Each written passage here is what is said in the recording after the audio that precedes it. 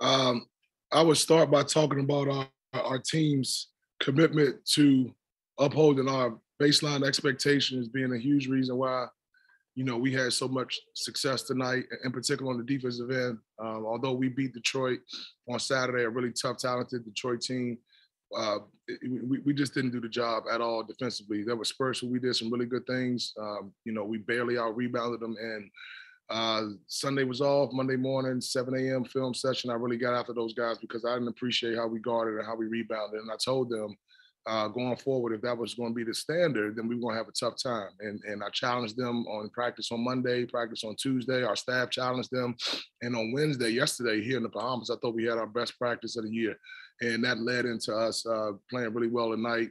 That's how we got to defend and rebound every night. We'll open it up for questions. Just go ahead and have at it. Hey, Mike, you guys, when you've played some pretty good first shot defense this year, you haven't always been great finishing those possessions with rebounds. Mississippi State, obviously a very big team, good rebounding team. What do you think about the way you guys were handling the boards there tonight? Yeah, I thought it was phenomenal. We finally rebounded the ball like Louisville basketball is supposed to rebound the ball. We out-rebound a big, athletic Mississippi State team that has a chance to contend for an SEC championship by 9, 47-38. We get 15 offensive rebounds. We did the job. It was great to see. Mike, you talked about Wednesday's practice being one of the best of the season. Do you think, what went into that, guys on the road, or maybe they're just fed up from Sunday, or a little of everything? Yeah, you know what? I think it's because I let them go to the water park on Wednesday morning.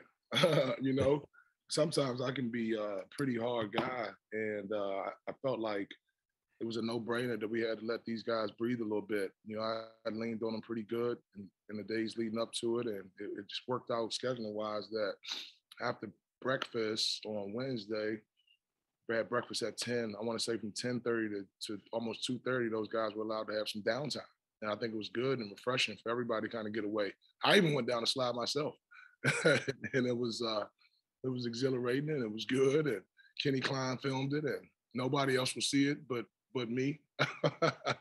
But we got away for 4 hours and the guys were happy. And I think that everybody kind of decompressed and thankfully so, because we came out and played really hard and really well today. These are early season games, but this is a pressure situation for all of you. I mean, you didn't expect to be doing this and them and all that. I mean, is that just that little release maybe enough to kind of get you back straight a little bit, or them? Yeah, I mean, I hear you when you say pressure. I get it, but this is what we do for a living, and I know that they're kids.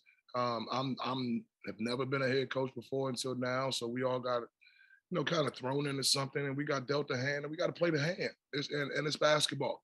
These guys have been playing basketball for a long time. Although I'm not a head coach, I've been around the game for a long time, and we all had to adapt and adjust and move on. And pressure has to make us better, not make us shaky. And I thought that we answered the bell today. Coach Michael McCammon, Cardinal Authority. The team came out, and even though the offense wasn't really clicking initially, it seemed like the defense really pushed the matter early. I'm just talking about how they came out focused on their defensive end to start this game. Yeah, like I said, we challenged those guys. I challenged them personally. Our staff did, long film session on Monday morning. I literally talked for an hour about defense and rebounding alone. And it carried over into our practice. We had a really competitive practice on Monday. Although we weren't perfect, it was spirited, it was competitive. Tuesday was a really good practice. The practices just got better. And if you practice well, you get a chance to play well. There's really no magic formula to this thing. Keep the ball in front, keep it out of the lane, know who their best players are and take what they want to do well away. And when the shot goes up, find somebody to hit and rebound the ball. Hey, Mike, after you guys lost to Furman, you talked about challenging them in practice, and they responded and played really well against Navy. You don't have your best performance against Detroit. You challenge them again. What does it take maybe to get those guys now to not need to handle success and not need that extra push from you guys? That's a great question. That's $1 million question there. If I knew that one, boy, I'd be all over that one. I would like to think that our older guys, in fact, everybody to a man, I would like to think realizes, man, Coach Mike might be on to something. Our staff is on to something. If we really, really and truly, genuinely commit to guarding and keeping the ball in front and challenging shots and executing the scouting report on the defensive end, everybody taking a defensive approach before they think anything about their offense. If we truly commit to that and cleaning it up with a defensive rebound, we can beat anybody. That's been our message from day one. Now, we had to take the entire summer to infuse our new offense. And I think that although it was much needed, it did not allow us to really embrace who we needed to be on the defensive end. And I think we're just getting caught up to that.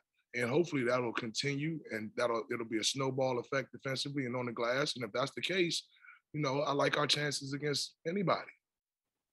Coach, is Dre Davis one of those guys? I mean, he had a couple nice defensive plays, but was getting after on both sides of the floor. And obviously, after a difficult start to the season, he's really come on in the last two games. Just how have you seen him progress and not allow those slow starts to get creep into his mind? Dre's a solid individual, and and I said before, nobody is harder on Dre than Dre Davis. Despite all of the comments that you see in social media about him not needing to start and he can't do this and do that, nobody's hard on Dre Davis than Dre Davis. And sometimes that's a curse. A lot of times that's a curse because he gets so down on himself. He has so much value beyond what he does from the three-point line. He made 2 big threes tonight. He goes shoot 5. That's great. But his effort on the defensive end, guarding multiple guys, guarding Jeffries, who I think has a chance to be a pro, guarding even Molinar, who again is probably a pro. He has defensive versatility. He sticks his nose in. He's a coach's son. He knows how to play the game the right way. And he has so much value to our team beyond his three-point shooting. And I never want him to forget that because he's an integral part of what we do and what we need as a team. Take one more for Coach, and then we're going to go to Sam. Mike, you guys, as always, played a lot of guys, and a lot of guys spread the minutes around. You hope that maybe helps you a little bit with a pretty short turnaround here. Yeah, it's good to have depth, especially on a one-day turnaround. We're going to play a tough Maryland team. I don't think Maryland plays a ton of guys, not as many as we do. We didn't have one guy play over 30 minutes, so hopefully we're fresh and excited about getting an opportunity to win our first championship in a while. Thanks, Coach. Thank you. Sam, it's all yours.